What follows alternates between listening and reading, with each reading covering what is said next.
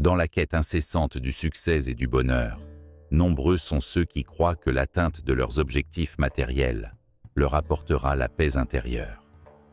Pourtant, il existe un sentiment insidieux, souvent silencieux, qui persiste en nous malgré toutes les réussites. Un vide intérieur. Ce sentiment d'insatisfaction, même lorsque tout semble aller bien à l'extérieur, pourrait bien être un signe d'Allah que nous ne sommes pas là où il veut que nous soyons. Dans cette vidéo, nous allons explorer ensemble les signes que notre chemin pourrait ne pas être en alignement avec le plan divin. Comment ces signes se manifestent-ils? Que devons-nous faire pour revenir à l'équilibre spirituel et retrouver la paix véritable? C'est ce que nous allons découvrir. Un sentiment d'insatisfaction malgré le succès. Il arrive un moment dans la vie où l'on atteint ce que l'on croyait être les sommets de la réussite. Une carrière épanouie, des biens matériels en abondance, et peut-être même une reconnaissance sociale bien méritée. Le monde autour de nous semble enfin être en parfaite harmonie. Et pourtant, au fond de nous, un vide persiste. Ce n'est pas un vide physique ou matériel. Tout ce que l'on a rêvé d'acquérir, on l'a. Et pourtant, ce sentiment d'insatisfaction, cette quête incessante de quelque chose de plus, ne disparaît pas. Pourquoi? Qu'est-ce qui manque? Cette incompréhension, ce besoin incessant de plus, pourrait bien être un signe subtil, mais puissant, envoyé par Allah, dans sa sagesse infinie. Peut-être nous montre-t-il que, malgré tous les accomplissements matériels que nous pouvons accumuler, ces éléments ne constituent pas la véritable source de paix et de contentement pour l'âme. Car l'âme humaine, par sa nature même, ne peut se contenter que des biens de ce monde. Nous sommes créés pour chercher quelque chose de plus grand, un objectif plus noble, un apaisement que l'argent ou la reconnaissance ne peuvent offrir. Le vrai contentement, celui qui apaise profondément le cœur, ne réside pas dans l'acquisition de biens matériels. Il ne se trouve pas dans les possessions, la gloire ou les plaisirs éphémères de ce monde. Ce contentement véritable, cet apaisement que l'âme recherche sans cesse, se trouve dans la proximité avec Allah. C'est dans le souvenir constant de lui, dans le dhikr, que l'âme se purifie et trouve sa paix durable. Le dhikr, en tant que pratique spirituelle, est une forme d'adoration qui nourrit le cœur et l'esprit, un rappel que chaque souffle est un don divin et qu'il y a une finalité bien plus grande que cette existence matérielle. Nous vivons souvent dans une quête incessante de plus de succès, plus de richesse, plus de reconnaissance. Mais ce que nous oublions parfois, c'est que cette recherche n'est pas celle qui mène à l'épanouissement ultime. L'âme a besoin de quelque chose que l'argent, la gloire ou la reconnaissance ne peuvent jamais fournir. Un lien intime avec le divin. La véritable paix intérieure naît de l'adoration sincère d'Allah, de la recherche constante du bien, non seulement dans ce monde, mais aussi dans l'au-delà.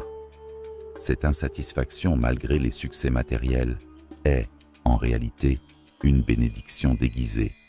Elle nous pousse à chercher plus, à chercher mieux. Ce sentiment peut être perçu comme une invitation divine à nous recentrer, à nous rappeler que nos vies ne se limitent pas à ce que nous accumulons ici-bas.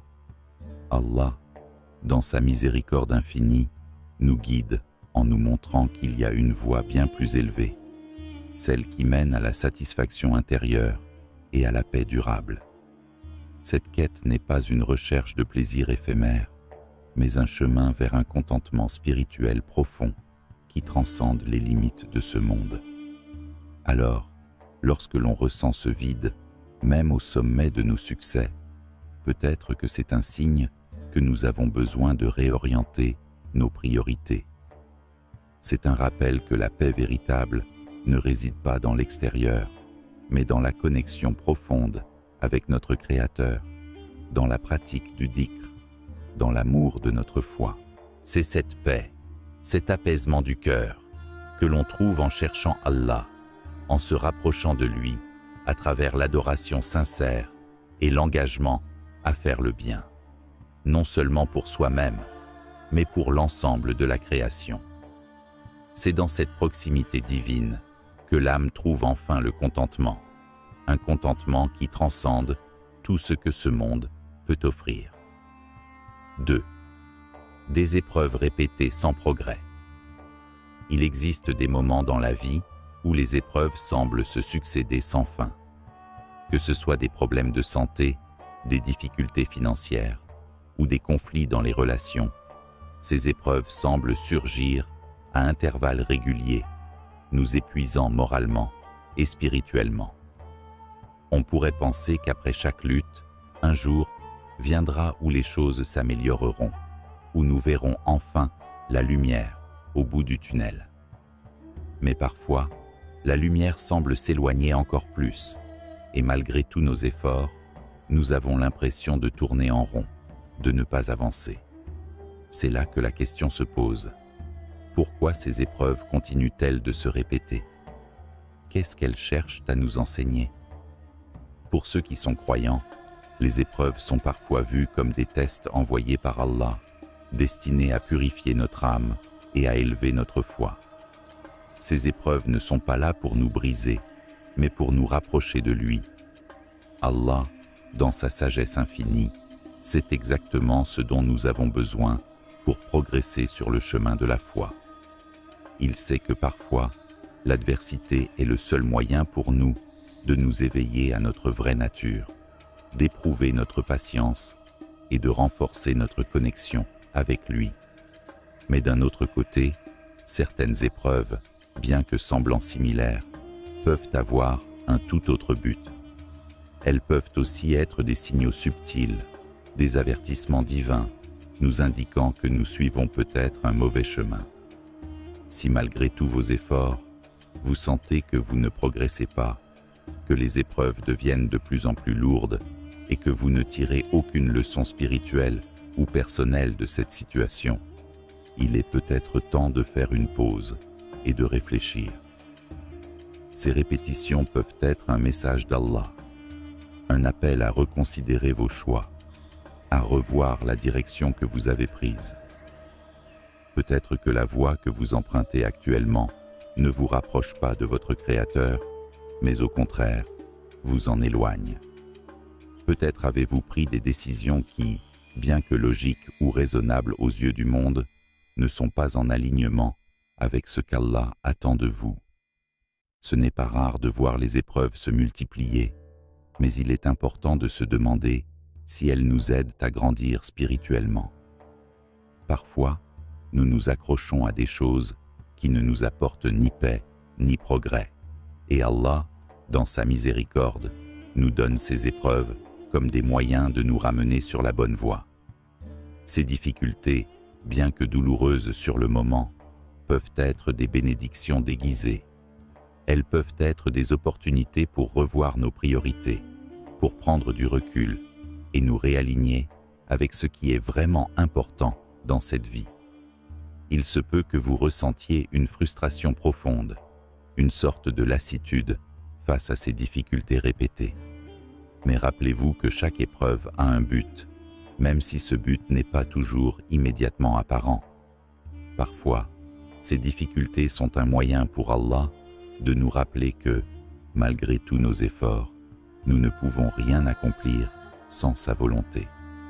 Elles nous rappellent que nous devons sans cesse nous tourner vers lui, lui demander guidance et miséricorde, et reconnaître que sans lui, nous ne serions rien. Ce qui semble être une répétition sans fin peut en réalité être un moment de réévaluation. Ces épreuves peuvent être l'occasion de revoir nos priorités, de changer de direction et de chercher la voie qui nous rapproche d'Allah. C'est peut-être dans la souffrance, dans les moments où nous nous sentons impuissants, que nous sommes les plus ouverts à la direction divine. Parfois, ces épreuves sont là pour briser notre arrogance, pour nous rappeler que nous avons besoin de lui et que sans sa guidance, nous ne pouvons trouver le véritable chemin. 3. Un désintérêt croissant pour les actes d'adoration. Il arrive un moment où l'on se rend compte que notre cœur n'est plus aussi réceptif aux actes d'adoration qu'il l'était auparavant. Ce sentiment ne surgit pas soudainement, mais plutôt de manière insidieuse, presque imperceptible. La prière, qui était autrefois un moment sacré, devient une lourde tâche, une obligation que l'on accomplit sans y trouver de paix intérieure. Le dhikr, autrefois source de réconfort, devient de plus en plus rare dans notre vie. Cette déconnexion spirituelle, cette lassitude face aux pratiques religieuses, est un signe alarmant que quelque chose a changé en nous. Il se peut que, sans même nous en rendre compte, nous commencions à nous éloigner de la voie qu'Allah a tracée pour nous. Lorsque ce désintérêt pour les actes d'adoration se manifeste, il peut être difficile de comprendre ce qui se passe. Il peut y avoir des moments où l'on se sent vide, comme si la foi n'avait plus la même intensité qu'auparavant. Les prières deviennent mécaniques. Les invocations semblent perdre de leur signification, et le cœur s'éteint peu à peu, insensible au rappel divin. C'est un moment de fatigue spirituelle, une sorte de brouillard qui obscurcit notre relation avec Allah. Mais dans ces moments de déconnexion, il est crucial de se rappeler une chose essentielle. Allah est toujours là, prêt à nous accueillir à bras ouverts, peu importe notre état. Ce désintérêt pour l'adoration n'est pas une fin en soi, mais un avertissement. C'est un signal que nous devons nous réorienter, faire un retour vers notre Créateur.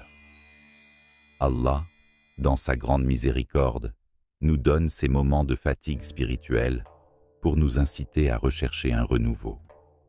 C'est une invitation à réveiller notre foi, à retrouver la lumière dans notre cœur, même lorsque tout semble sombre. Si vous ressentez cette distance croissante, ne vous découragez pas. Au contraire, voyez cela comme une opportunité de raviver votre connexion avec Allah. Le remède à cette fatigue spirituelle est multiple, mais le plus important est de revenir à l'essentiel, la sincérité dans l'adoration. Renforcer notre prière, revenir aux invocations quotidiennes et multiplier les moments de dhikr sont autant de moyens puissants pour rétablir cette connexion spirituelle. Ces pratiques peuvent sembler difficiles au début, surtout lorsque le cœur est lourd, mais elles sont les clés pour ouvrir à nouveau la porte de la proximité avec Allah. L'important n'est pas la perfection des actes, mais la sincérité du cœur. C'est dans ces moments de lutte que la véritable humilité se développe et que nous nous rapprochons d'Allah avec un cœur pur. Parfois, nous avons besoin de la compagnie des croyants pour raviver notre foi. Se joindre à des cercles de rappel, écouter des paroles de sagesse ou simplement passer du temps avec ceux qui partagent la même foi peut être une source de renouveau. Ces moments de fraternité peuvent être comme un souffle d'air frais, réchauffant nos cœurs refroidis par la distance spirituelle. Ils nous rappellent que nous ne sommes pas seuls dans notre quête, que la communauté est là pour nous soutenir et nous encourager à revenir sur le bon chemin. Il est également important de se tourner vers Allah avec humilité et sincérité. Cette période de déconnexion spirituelle peut devenir un tournant dans notre vie. Si nous cherchons Allah avec un cœur brisé, lui demandant de raviver la flamme de la foi en nous, nous pouvons assister à une véritable renaissance spirituelle. Allah, dans sa miséricorde infinie, répond toujours à l'appel de ceux qui se tournent vers lui. C'est dans cette humilité, dans cette recherche sincère de proximité, que nous trouvons la vraie paix, une paix qui vient du cœur et non des circonstances extérieures. Un sentiment de déconnexion avec les autres. Il y a des moments dans la vie où, malgré la présence de personnes autour de nous, qu'il s'agisse de notre famille, de nos amis ou de nos collègues, nous nous sentons néanmoins seuls. Ce sentiment de déconnexion n'est pas simplement une question d'isolement physique, mais une sensation plus profonde, émotionnelle et spirituelle. On se retrouve entouré de gens, mais le lien qui devrait exister entre nous et eux semble s'être affaibli, comme si nous étions invisibles à leurs yeux, ou pire, incompris dans nos pensées et émotions. Ce malaise, cette solitude intérieure, peut être un signal que quelque chose ne va pas, non seulement avec nos relations sociales, mais avec la direction de notre vie spirituelle. Il est possible que ce sentiment de déconnexion ne soit pas une simple coïncidence. Parfois, il peut être le reflet d'un environnement social qui ne nous soutient pas dans notre quête spirituelle. Les personnes avec lesquelles nous passons notre temps influencent profondément notre état d'esprit et notre cheminement. Si certaines relations nous tirent vers le bas, nous éloignant des valeurs et des principes qui nourrissent notre âme, cela peut créer une rupture intérieure. Bien que ces personnes puissent être proches de nous d'un point de vue émotionnel ou matériel, elles peuvent ne pas partager notre vision spirituelle et parfois, elles peuvent même être une source d'entrave à notre foi. Allah, dans sa sagesse infinie, peut choisir de nous éloigner de certaines relations, non pas par punition, mais pour nous protéger et nous guider vers des liens qui nourrissent réellement notre foi. Il nous pousse peut-être à faire une pause, à prendre du recul et à évaluer les relations que nous entretenons. Parfois, c'est en nous éloignant de certains cercles ou de certaines personnes que nous sommes capables de nous recentrer et de mieux comprendre ce dont notre âme a vraiment besoin.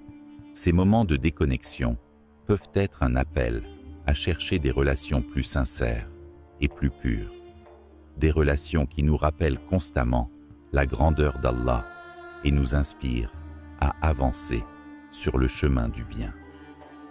Les relations humaines ont un impact profond sur notre bien-être spirituel. Elles peuvent nous élever ou nous abaisser. Lorsqu'on se sent éloigné des autres, il est essentiel de se poser cette question. Ces personnes me rapprochent-elles d'Allah? Sont-elles une source d'encouragement pour ma foi et ma pratique religieuse? Si la réponse est non, il peut être temps de réévaluer ces relations. Allah nous enseigne l'importance de choisir nos compagnons, car ceux qui sont pieux et bienveillants sont ceux qui, par leur exemple et leurs paroles, peuvent nous aider à renforcer notre foi et nous guider sur le bon chemin. Ces compagnons sont des bénédictions dans notre vie, car ils nous rappellent Allah dans nos moments de faiblesse et nous encouragent à rester fermes dans notre adoration.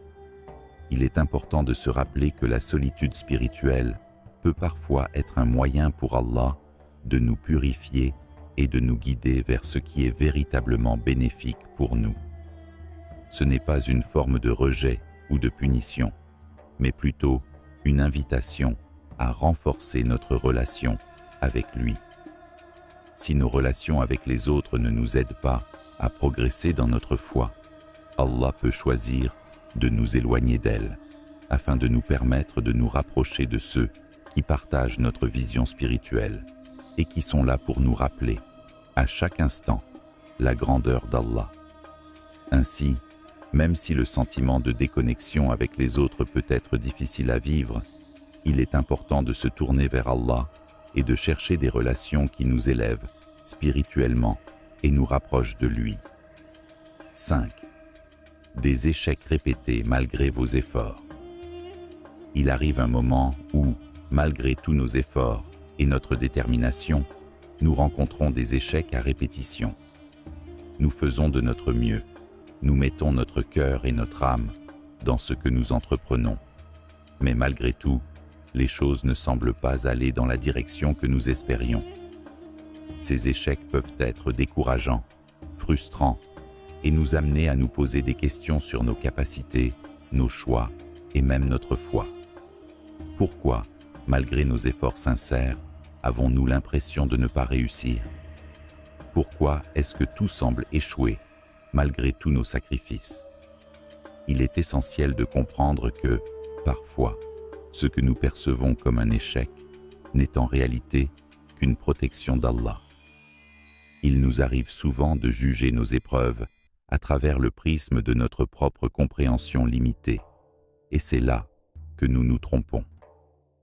Allah, dans sa sagesse infinie, voit ce que nous ne voyons pas. Ce que nous considérons comme un échec peut en fait être un moyen pour Allah de nous préserver d'un mal que nous ne pouvons même pas imaginer. Il sait ce qui est meilleur pour nous, même si cela signifie détourner nos efforts vers un autre chemin. Ce qui nous semble injuste ou difficile à accepter aujourd'hui pourrait se révéler être une bénédiction déguisée. Par exemple, il est possible qu'un échec apparent nous empêche de nous engager dans une relation, un projet ou un emploi qui, à long terme, aurait pu nous nuire, nous éloigner d'Allah ou nous égarer. Allah, dans sa miséricorde, choisit de nous détourner de ce qui pourrait nuire à notre bien-être spirituel, physique ou émotionnel. Nous devons apprendre à faire confiance à sa sagesse. Ce n'est pas parce que nous ne comprenons pas immédiatement la raison d'un échec que ce dernier est inutile. Parfois, il est simplement là pour nous protéger, pour nous guider vers un meilleur chemin, même si ce chemin n'est pas celui que nous avions initialement envisagé. Au lieu de voir ces échecs comme des obstacles insurmontables, nous devrions essayer de les voir comme des bénédictions. Oui, des bénédictions. Ils sont une invitation à reconsidérer nos choix, à faire des doigts sincères et à rechercher la guidance divine. Peut-être que cet échec est un signe que nous devons prendre du recul, revoir nos priorités et réévaluer notre chemin. Il est aussi possible qu'Allah veuille nous rappeler que, malgré tous nos efforts, c'est lui qui détient le contrôle ultime sur toutes les choses. Nos plans ne sont rien sans sa volonté. Quand nous rencontrons un échec, il est naturel de ressentir de la déception. Mais il est tout aussi important de se rappeler que l'échec dans ce monde n'est pas la fin de l'histoire. Dans l'islam, il est enseigné que ce qui arrive à un croyant, qu'il soit bon ou mauvais, a une sagesse derrière. Si nous échouons, ce n'est pas un signe que nous avons été abandonnés par Allah. C'est plutôt un appel à redoubler d'efforts, à chercher la guidance divine et à faire confiance au plan d'Allah. Les doigts sincères, les moments de réflexion profonde et la recherche d'une meilleure compréhension de sa volonté peuvent transformer cette période difficile en un tremplin pour un avenir plus éclairé. Ainsi, au lieu de se laisser submerger par la frustration, essayons de voir les échecs sous un angle différent, comme une occasion de nous réorienter spirituellement et d'affiner nos intentions. Les échecs peuvent nous apprendre des leçons précieuses sur la patience, l'humilité et la confiance en Allah. C'est en faisant face à l'échec avec foi et résilience que nous pouvons réellement nous rapprocher d'Allah, en lui demandant de nous guider vers ce qui est meilleur pour nous. Si vous ressentez un mal-être intérieur, des échecs répétés ou une déconnexion avec votre foi, sachez que cela n'est pas un hasard. Ces signes sont peut-être des messages d'Allah, vous invitant à revenir à lui, à vous réaligner avec sa volonté pour vous diriger vers un chemin plus lumineux, tant pour votre foi que pour votre bien-être personnel. Alors, que faire pour se réaligner avec le plan d'Allah? Voici quelques étapes. Faire des doigts sincères. Demandez humblement à Allah de vous guider vers ce qui est meilleur pour vous, dans ce monde et dans l'au-delà. Priez, Salat al-Istikhara. Cette prière est une des clés pour demander à Allah de vous orienter vers la meilleure décision, qu'il s'agisse d'un choix personnel ou spirituel. S'entourer de bonne compagnie. Entourez-vous de personnes pieuses et bienveillantes qui vous rappellent toujours Allah et qui vous soutiendront dans votre cheminement spirituel. augmentez les bonnes actions. Que ce soit à travers la prière, la charité ou les actes de bienveillance, ces gestes vous rapprochent d'Allah et vous aident à retrouver votre chemin vers lui. Ces signes que nous avons abordés sont une invitation, non pas à nous décourager, mais à nous réorienter et à faire un retour sincère vers Allah. Peu importe où vous en êtes aujourd'hui, il est toujours prêt à vous guider. Prenez ces signes comme des rappels de sa miséricorde infinie et cherchez à renforcer votre relation avec lui pour qu'il vous guide vers le meilleur chemin.